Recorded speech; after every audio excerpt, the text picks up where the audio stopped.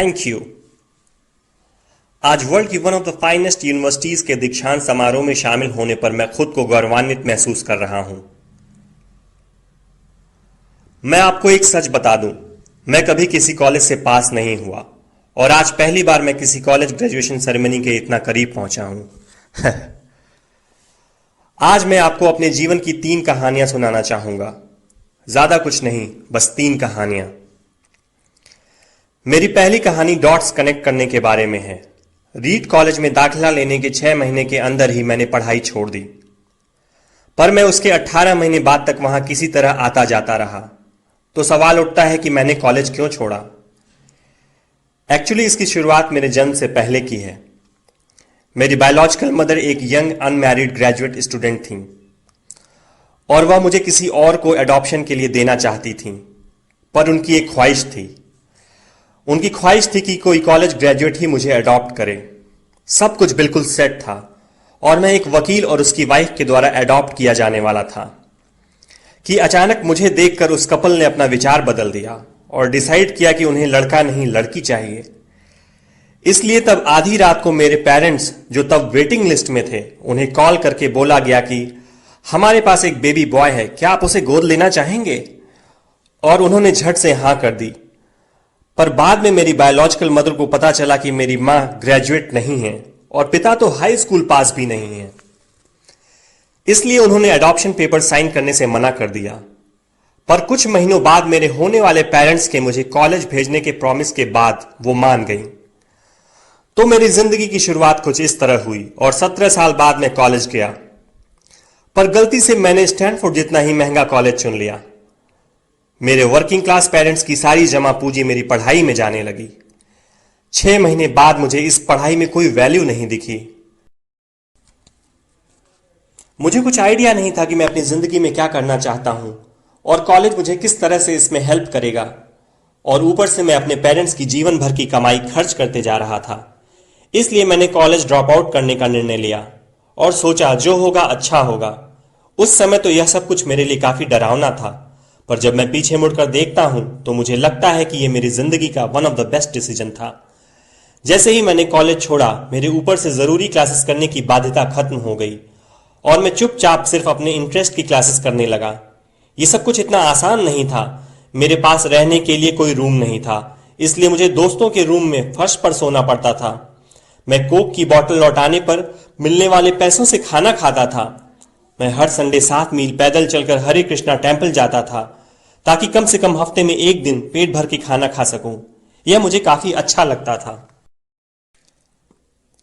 मैंने अपनी लाइफ में जो कुछ भी अपनी क्यूरियोसिटी और इंट्यूशन की वजह से किया, वह बाद में मेरे लिए प्राइसलेस साबित हुआ। Let me give an example. उस समय रीड कॉलेज शायद दुनिया की सबसे अच्छी जगह थी जहां कैलीग्राफी सिखाई जाती थी। पूरे कैंपस में हर एक पोस्टर, हर एक लेबल बड़ी खूबसूरती से हाथों से कैलीग्राफ किया होता था। चूंकि मैं कॉलेज से ड्रॉप आउट कर चुका था, इसलिए मुझे नॉर्मल क्लासेस करने की कोई जरूरत नहीं थी। मैंने तय किया कि मैं कैलीग्राफी की क्लासेस करूंगा और इसे अच्छी तरह से सीखूंगा। मैंने सेरिफ और सैंस सेरिफ टाइप फेसेस के बारे में सीखा, अलग अलग लेटर कॉम्बिनेशन के बीच में स्पेस वेरी करना और किसी अच्छी टाइपोग्राफी को क्या चीज अच्छा बनाती है यह भी सीखा। यह खूबसूरत था, इतना आर्टिस्टिक था कि इसे साइंस द्वारा कैप्चर नहीं किया जा सकता और यह मुझे बेहद अच्छा लगता था। उस समय जरा सी भी उम्मीद नहीं थी कि मैं इन चीजों का यूज कभी अपनी लाइफ में करूंगा। लेकिन जब 10 साल बाद हम अपना पहला मैकिन्टॉश कंप्यूटर बना रहे थे, तब मैंने इसे मैक में डिजाइन कर दिया और मैक खूबसूरत टाइपोग्राफी युक्त दुनिया का पहला कंप्यूटर बन गया। अगर मैंने कॉलेज से ड्रॉप आउट नहीं किया होता तो मैक में कभी मल्टीपल टाइप फेसेस या प्रोपोर्शनली स्पेस्ड फॉन्ट्स नहीं होते और चूंकि विंडोज ने मैक की कॉपी की थी तो शायद किसी भी पर्सनल कंप्यूटर में ये चीजें नहीं होती।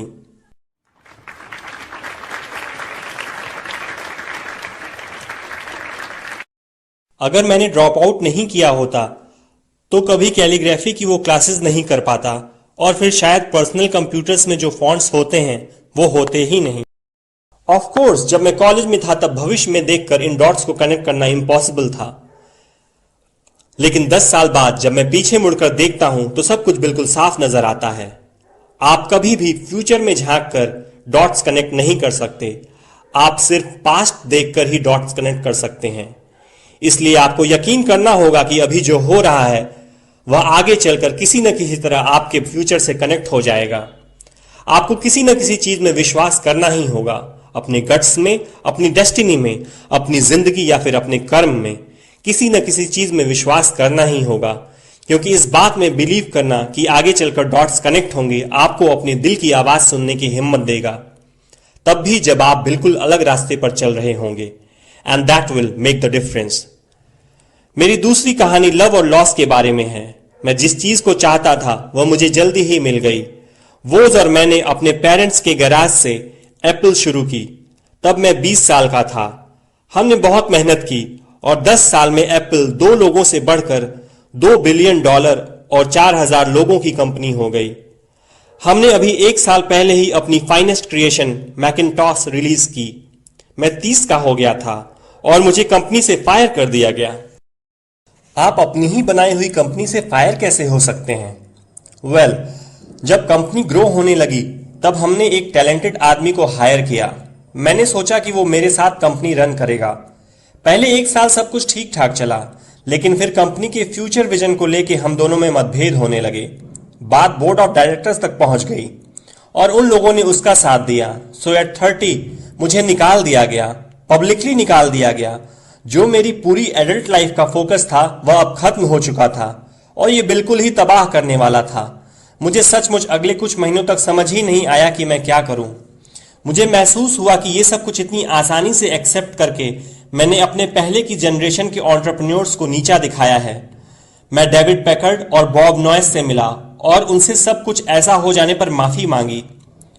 मैं एक बहुत बड़ा पब्लिक फेलियर था। एक बार तो मैंने वैली छोड़कर जाने की भी सोची, पर धीरे धीरे मुझे एहसास हुआ कि मैं जो काम करता हूं उसके लिए मैं अभी भी पैशनेट हूं। एप्पल में जो कुछ हुआ उसकी वजह से मेरे पैशन में जरा सी भी कमी नहीं आई है। मुझे रिजेक्ट कर दिया गया है, पर मैं अभी भी अपने काम से प्यार करता हूं। इसलिए मैंने एक बार फिर से शुरुआत करने की सोची। मैंने तब नहीं सोचा, पर अब मुझे लगता है कि एप्पल से फायर किए जाने से अच्छी चीज मेरे साथ हो ही नहीं सकती थी।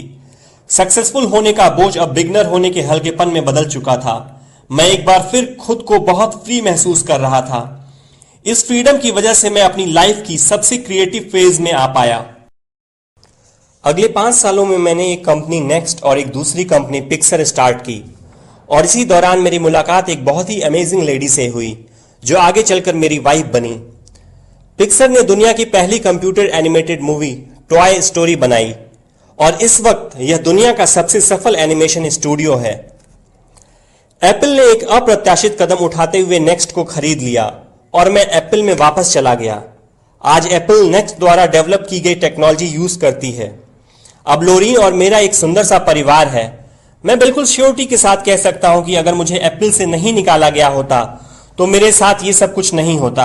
ये एक कड़वी दवा थी, पर शायद पेशेंट को इसकी जरूरत थी। कभी कभी जिंदगी आपको इसी तरह ठोकर मारती है। अपना विश्वास मत खोइए। मैं यकीन के साथ कह सकता हूं कि मैं सिर्फ इसलिए आगे बढ़ता गया क्योंकि मैं अपने काम से प्यार करता था। I love my work. आप रियली क्या पसंद करते हैं यह आपको जानना होगा। जितना अपने लव को फाइंड करना जरूरी है, उतना ही उस काम को ढूंढना जरूरी है जिसे आप सचमुच एंजॉय करते हो। आपका काम आपकी जिंदगी का एक बड़ा हिस्सा होगा और ट्रूली सेटिस्फाइड होने का एक ही तरीका है कि आप वो करें जिसे आप सचमुच एक बड़ा काम समझते हो। और बड़ा काम करने का एक ही तरीका है कि आप वो करें जो करना आप एंजॉय करते हो। यदि आपको अभी तक वो काम नहीं मिला है तो आप रुकिए मत, उसे खोजते रहिए। जैसा कि दिल से जुड़ी हर चीज में होता है, वो जब आपको मिलेगा तब आपको पता चल जाएगा। और जैसा कि किसी अच्छी रिलेशनशिप में होता है, वो समय के साथ साथ और अच्छा होता जाएगा। इसलिए खोजते रहिए, रुकिए मत।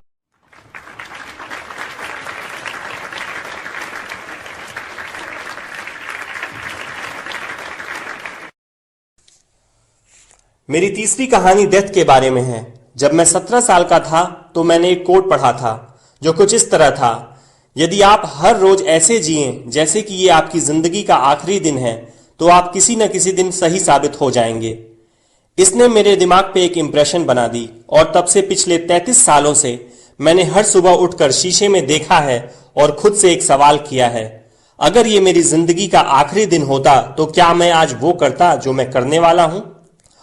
और जब भी लगातार कई दिनों तक जवाब नहीं होता है, मैं समझ जाता हूं कि कुछ बदलने की जरूरत है। इस बात को याद रखना कि मैं बहुत जल्द मर जाऊंगा मुझे अपनी लाइफ के बड़े डिसीजंस लेने में सबसे ज्यादा मदद करता है, क्योंकि जब एक बार डेथ के बारे में सोचता हूं तब सारी एक्सपेक्टेशंस, सारा प्राइड, फेल होने का डर, सब कुछ गायब हो जाता है और सिर्फ वही बचता है जो वाकई जरूरी है। इस बात को याद रखना कि एक दिन मरना है किसी चीज को खोने के डर को दूर करने का सबसे अच्छा तरीका है। आप पहले से ही नेकेड हैं, ऐसा कोई रीजन नहीं कि आप अपने दिल की ना सुने। करीब 1 साल पहले मुझे पता चला कि मुझे कैंसर है। सुबह 7:30 बजे मेरा स्कैन हुआ जिसमें साफ साफ दिख रहा था कि मेरे पैंक्रियाज में ट्यूमर है। मुझे तो पता भी नहीं था कि पैंक्रियाज होते क्या हैं। डॉक्टर ने लगभग यकीन के साथ बताया कि मुझे एक ऐसा कैंसर है जिसका इलाज संभव नहीं है और अब मैं बस 3 से 6 महीने का मेहमान हूं। डॉक्टर ने सलाह दी कि मैं घर जाऊं और अपनी सारी चीजें व्यवस्थित कर लूं, जिसका इनडायरेक्ट मतलब होता है कि आप मरने की तैयारी कर लीजिए। इसका मतलब कि आप कोशिश करिए कि आप अपने बच्चों से जो बातें अगले 10 साल में करते वे अगले कुछ महीनों में कर लीजिए।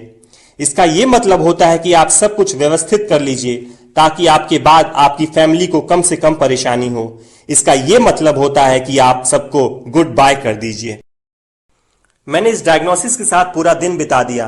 फिर शाम को मेरी बायोप्सी हुई, जहां मेरे गले के रास्ते पेट से होते हुए मेरे इंटेस्टाइन में एक एंडोस्कोप डाला गया और एक सुई से ट्यूमर से कुछ सेल्स निकाले गए। मैं तो बेहोश था, पर मेरी वाइफ जो वहां मौजूद थी उसने बताया कि जब डॉक्टर ने माइक्रोस्कोप से मेरे सेल्स देखे तो वह रो पड़ा। दरअसल सेल्स देखकर डॉक्टर समझ गया कि मुझे एक बहुत ही दुर्लभ प्रकार का पैंक्रियाटिक कैंसर है जो सर्जरी से ठीक हो सकता है। मेरी सर्जरी हुई और सौभाग्य से अब मैं ठीक हूं। मौत के इतना करीब मैं इससे पहले कभी नहीं पहुंचा और उम्मीद करता हूं कि अगले कुछ दशकों तक पहुंचूं भी नहीं।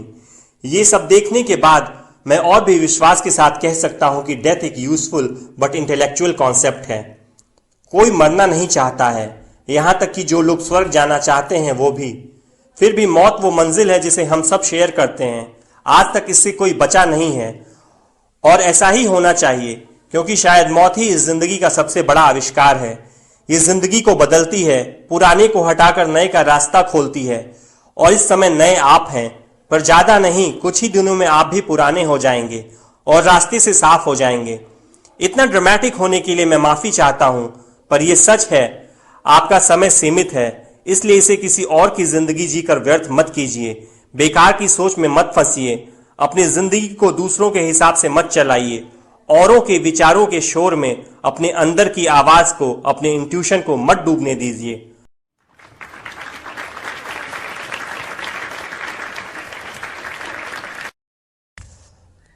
जब मैं छोटा था तब एक अद्भुत publication the Whole Earth Catalog हुआ करता था, जो मेरी जनरेशंस की बाइबल्स में से एक था। इसे स्टुअर्ट ब्रांड नाम के एक व्यक्ति, जो यहां मेलॉन पार्क से ज्यादा दूर नहीं रहता था, ने बनाया था और इसने इसे अपना पोएटिक टच देके बड़ा ही जीवंत बना दिया था। ये 60 के दशक की बात है, जब कंप्यूटर और डेस्कटॉप पब्लिशिंग नहीं हुआ करती थी। पूरा कैटलॉग टाइपराइटर्स, सीजर्स और पोलराइड कैमरास की मदद से बनाया जाता था। वो कुछ ऐसा था मानो गूगल को एक बुक के फॉर्म में कर दिया गया हो, वो भी गूगल के आने के 35 साल पहले। वह एक आदर्श था, अच्छे टूल्स और महान विचारों से भरा हुआ था। स्टुअर्ट और उनकी टीम ने द होल अर्थ कैटलॉग के कई इश्यूज निकाले और अंत में एक फाइनल इश्यू निकाला। ये 70 के दशक का मध्य था और तब मैं आपके जितना था। फाइनल इश्यू के बैक कवर पे प्रातः काल की किसी सड़क का एक दृश्य था। वो कुछ ऐसी सड़क थी जिसपे आप एडवेंचरस हो तो किसी से लिफ्ट मांगना चाहेंगे, और इस पिक्चर के नीचे लिखा था स्टे हंग्री स्टे फुलिश। ये उनका फेयरवेल मैसेज था जब उन्होंने साइन ऑफ किया, स्टे हंग्री स्टे फुलिश। और मैंने अपने लिए हमेशा यही विश किया है, और अब जब आप लोग यहां से ग्रेजुएट हो रहे हैं तो मैं आपके लिए भी यही विश करता हूं, stay hungry stay foolish. Thank you all very much.